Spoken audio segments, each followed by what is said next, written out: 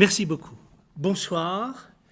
Aujourd'hui, nous allons parler de la question de la morale comme fait spirituel et de l'origine spirituelle de la morale. Parler de l'origine spirituelle de la morale ne va pas de soi parce que il existe une opposition parfois virulente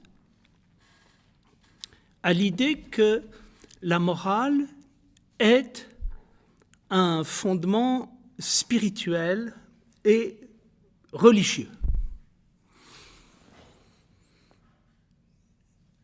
Quand on entend, quand on met en relation la morale et la religion, on s'entend dire trois choses. La première, la morale n'a pas besoin de religion. La preuve, il existe des êtres non religieux, athées, qui sont très moraux, et parfois plus moraux que ceux qu'on appelle les croyants ou les religieux. Si la morale avait comme condition la religion, ceux qui n'ont pas de religion ne devraient pas être moraux, et tous ceux qui sont religieux sont moraux, devraient être moraux. Premier fait. Deuxième fait, critique, le fait de considérer la morale sous son angle social et politique.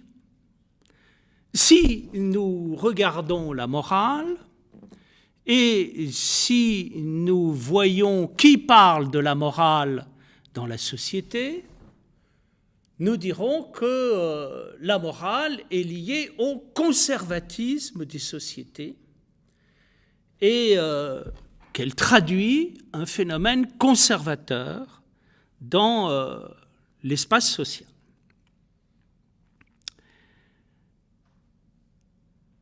La morale serait donc l'émanation d'un courant conservateur. Et elle n'aurait nullement comme fondement un fondement religieux. Troisième et dernier point, celui-ci déjà intellectuellement et philosophiquement plus constitué, la morale n'aurait pas besoin de religion parce que la morale aurait comme fondement la volonté. C'est à Kant qu'on doit cet argument. La morale repose sur l'autonomie de la volonté et elle est affaire de volonté. Qu'est-ce qui fait que je suis moral ? C'est que j'ai pris la décision d'avoir de la volonté par opposition au fait de ne pas en avoir. Qu'est-ce que c'est qu'un être moral ? Un être moral, c'est un être qui a de la volonté et qui a de la fermeté à l'intérieur de sa volonté.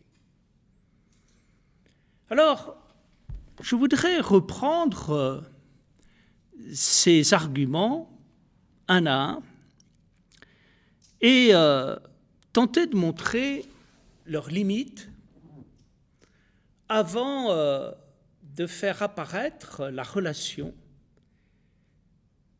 qu'il y a, selon moi, entre la morale et la religion, pour des raisons qui sont parfaitement originales. Autrement dit, on peut apporter un certain nombre d'objections à ce qui tente à séparer totalement la morale de la religion. Mais, pour bien comprendre cette relation, cette critique polémique ne suffit pas. J'aimerais montrer ce soir qu'il y a un lien profond entre la morale et la religion, mais pour des raisons qui n'ont rien à voir avec notre façon de considérer habituellement la morale et la religion. Premier point, l'idée suivante, la preuve qu'il y a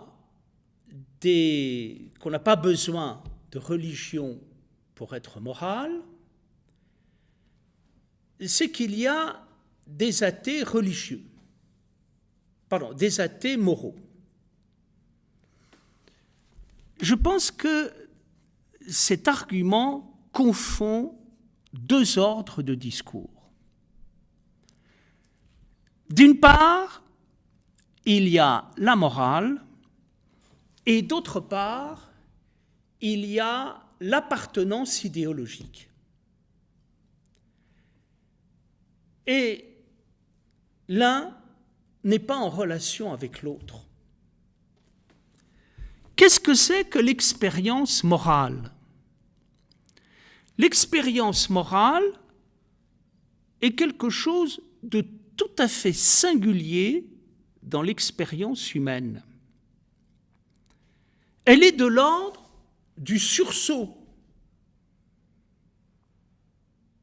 Et derrière le sursaut, elle est de l'ordre de l'idée qu'il y a des choses qui ne se font pas et qui sont de l'ordre de l'interdit, de l'intransgressible.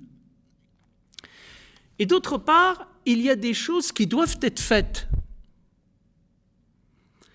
Quelle est la caractéristique de l'expérience morale ? La caractéristique de l'expérience morale, c'est qu'elle est surprenante et qu'en général, quand elle intervient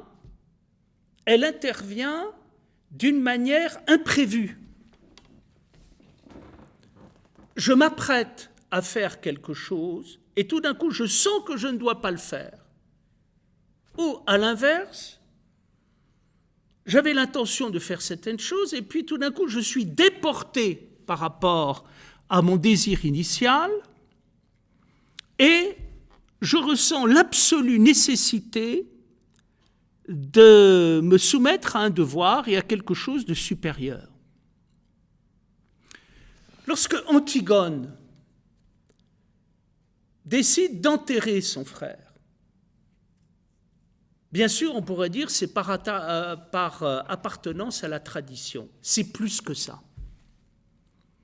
C'est quelque chose qui relève d'une absolue nécessité à laquelle on ne s'attendait pas. Autrement dit, ce qui paraît très important pour comprendre l'expérience morale, c'est que l'expérience morale est de l'ordre d'un appel de l'intérieur et pas simplement d'une appartenance idéologique. Et en général, on s'aperçoit de quoi ? On s'aperçoit que très souvent, on est moral par opposition à son groupe d'appartenance idéologique. Et quand on est moral et qu'on a une exigence, très souvent, on est en but à son groupe d'appartenance. Si je prends la question de l'athéisme, nous apercevons qu'à l'intérieur de l'athéisme, il y a une discussion pour savoir si la morale a vraiment du sens. Et nous apercevons que tout le monde n'est pas d'accord pour conférer à la morale un sens. Il y a des athées moraux, oui, pourquoi ? Parce que, d'une certaine manière, ces athées sont, en étant moraux, bien, quelque part en rébellion avec leur groupe d'appartenance idéologique. Et qu'en particulier, ils pensent que la morale n'est pas simplement un fait conservateur et la morale n'est pas simplement quelque chose d'inutile, l'important étant la politique, par exemple. Donc les choses sont beaucoup plus complexes que ça. Et on ne peut pas se contenter de cet argument. Je crois que lorsque les êtres humains sont moraux, ils passent à une dimension supérieure de l'humanité. L'humanité, du point de vue normal, est liée à l'égoïsme et à la conservation de soi. Et le propre de l'expérience morale, c'est tout d'un coup d'être en quelque sorte antinaturel et de faire quelque chose d'autre que de l'égoïsme, c'est-à-dire c'est déjà là quelque chose d'assez inouï.